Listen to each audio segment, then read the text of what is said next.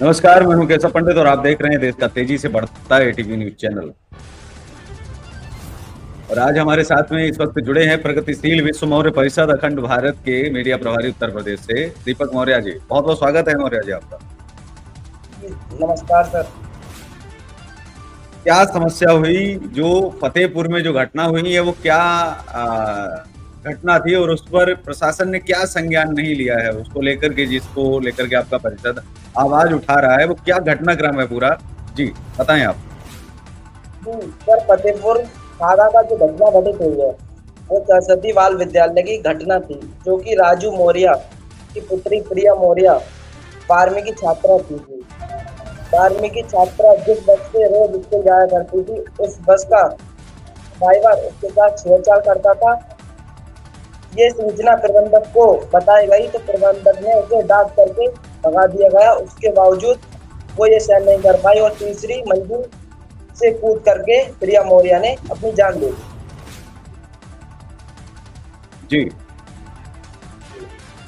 क्या हुआ था शुरुआत से आप बताएं कि क्या उसमें जो है लापरवाही रही, किन लोगों की लापरवाही रही जो अभी तक निकल करके आई है, तो क्या लापरवाही रही? उन लोगों में मैं मानूंगा शिक्षा जो विद्यालय होता है वह शिक्षा का मंदिर होता है। शिक्षा के मंदिर को जो प्रबंधक था, उस प्रबंधक का वो काफी गलत होगा। ऐसे लोगों को शिक्षा के मंदिर में नहीं रहना चाहिए। जो प्रिया लड़की है उसने जो है जो आत्महत्या कर ली। जी जी जी। ये घटना कब की है? ये घटना 23 सितंबर की है सर। 25 सितंबर 23-25। अभी तक कार्यवाही कहाँ पहुंची है? अभी तक कार्रवाई सर, अभी तक केवल ड्राइवर के को पुलिस ने हिरासत में लिया है, लेकिन प्रबंधक खुलेआम घूम रहा है। और आज हमारा संगठन आज जनपदों में 75 के जिलाध्यक्षों ने राष्ट्रीय अध्यक्ष के कार्यकारिणी के नेतृत्व में ज्ञापन सौंपा है कि जल्द से जल्द कार्रवाई हो। जी, तो हमारे साथ अभी जुड़े हुए थे दीपक मौर्य जी, जो साथ में जुड़े हैं और इनका परिषद है प्रगतिशील विश्व मौर्य परिषद। एक बेटी जो फतेहपुर की छात्रा है प्रिया मौर्य, जिसके साथ छेड़खानी होती है, आरोपियों के खिलाफ वहां की पुलिस कार्रवाई नहीं करती है समय रहते, और जो दबंगों के द्वारा किया जाता है, और इसी चीज से आहत होने पर वो बच्ची जो है आत्महत्या कर लेती है, और उसके बावजूद भी अभी तक कोई गिरफ्तारी और कोई कार्यवाही नहीं हुई है। आखिर उत्तर प्रदेश के अंदर हो या फिर पूरे देश के अंदर, जब भारतीय जनता पार्टी कहती है सबका साथ सबका विकास, तो कैसे सबका साथ सबका विकास? क्या अपराधियों का भी विकास किया जाएगा या फिर पीड़ितों का विकास किया जाएगा? पीड़ितों के साथ कब भारतीय जनता पार्टी खड़ी जाएगी? इस घटना से यही दिखाता है कि भारतीय जनता पार्टी जो वर्तमान में शासन में है, वहां उतर करके अगर कार्रवाई नहीं कर रही है, तो कहीं न कहीं जो दलित वर्ग है वो आहत भी है, नाराज भी है और आंदोलन करने को मजबूर भी है। और तमाम संगठन जो उतरने को मजबूर हैं, वो इसीलिए उतरने को मजबूर हैं क्योंकि वहां की जो सरकार है वो सही ढंग से काम नहीं कर पा रही है। अगर उनकी पुलिस और सरकार अपना सही ढंग से काम करे, अगर समय से इंसाफ दे, तो किसी की जान नहीं जाए। होना तो ये चाहिए कि ऐसे विद्यालयों को ताला मार देना चाहिए, ऐसे प्रबंधकों को जेल के अंदर सड़ा देना चाहिए, और फांसी होनी चाहिए ऐसे लोगों को जो बेटियों के साथ छेड़खानी करते हैं। इनको किसी जाति और धर्म से नहीं जोड़ा जाना चाहिए। लेकिन साथ ही जब आंदोलन के लिए ये संगठन उतरते हैं, आखिर सरकार की नींद तभी क्यों जागती है? पुलिस प्रशासन तभी देशभक्त क्यों बनता है? नवरात्रे चल रहे हैं, नवरात्रि में माँ का पूजन होता है और महाशक्ति की संज्ञा दी जाती है। बेटियों के पैर धो करके उनका जो है पूजन किया जाता है और कहा जाता है कन्या तो समाज की देवी है। लेकिन वही देवी जब इंसाफ के लिए मांग करती है, तो उत्तर प्रदेश सरकार और उत्तर प्रदेश पुलिस प्रशासन की कानों पर जूं क्यों नहीं रेंगता है? क्यों उनको सुनाई नहीं पड़ता है कि बेटियों के साथ छेड़खानी हो रही है? जब बलात्कार का इंतजार कर रहे हो और बलात्कार भी हो जाता है, तब भी सुनवाई नहीं होती है। इंसाफ तो साहब यहाँ तक नहीं मिलता है जब तक उनकी हत्या नहीं हो जाती है, और वो लगातार दौड़ते रहते हैं। उनके माता पिता जब तक कहा है, अगर वो सुबह कमाने नहीं जाएंगे तो शाम को उनके घर में रोटी नहीं होगी। तो इस कारण वो चक्कर जो है कोर्ट के, कचहरी के, थानों के अगर लगाएं तो उनके घर में उनके बच्चों को कौन खिलाएगा? मतलब गरीब को तो इंसाफ मिल ही नहीं सकता। अगर इस हिसाब से हम देखें तो आखिर गरीब को इंसाफ दिलाने के लिए कौन उतरेगा? कैसे मिलेगा इंसाफ? पुलिस प्रशासन तो वही बदतमीजी के साथ में आज भी पेश आता है। अगर आप घुसते हैं पुलिस थाने में तो आपके साथ गाली गलौज से स्वागत होता है।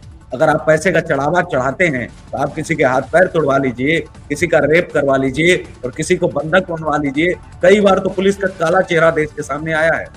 आखिर पुलिस जो है वो योगी सरकार में भी अपनी छवि सुधारने के लिए कोशिश क्यों नहीं करती? क्यों एक प्रयास नहीं होता पुलिस का कि हम सुधर जाएं? कब सुधरोगे आप? किसके बाद में सुधरोगे? क्या इंतजार कर रहे हैं आप कि आपके घर में या आपके ऊपर जब तक इस प्रकार की कांड और ऐसी घटनाएं नहीं होती हैं तो तब तक अपराधियों का आप संरक्षण करते रहेंगे? कब तक आप अपराधियों को बचाएंगे?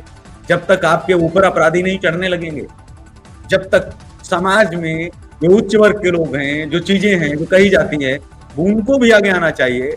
निम्न वर्ग नाराज क्यों रहता है? वो क्यों कहते हैं कि हम तो साहब बड़ी छोटी जाति हैं, हमारे साथ तो कोई खड़ा ही नहीं होता है।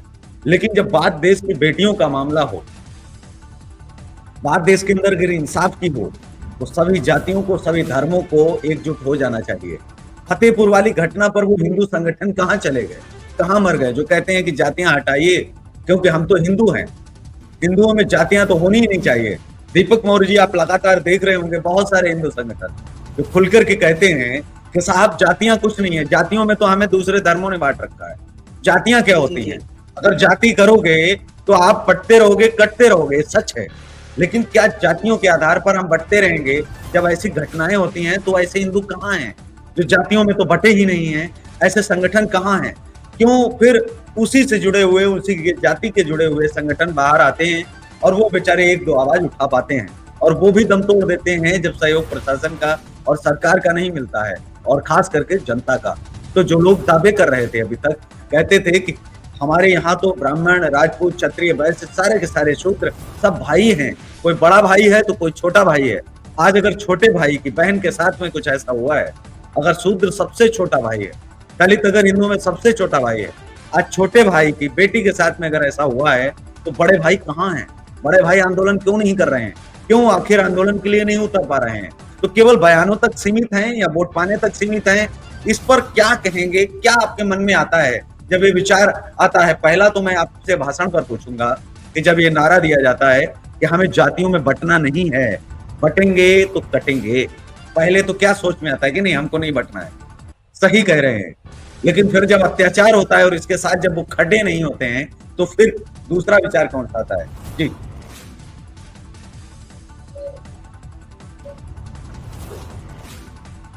जी दीपक जी, आवाज आ रही है आपको? जी जी जी बोलिए आप।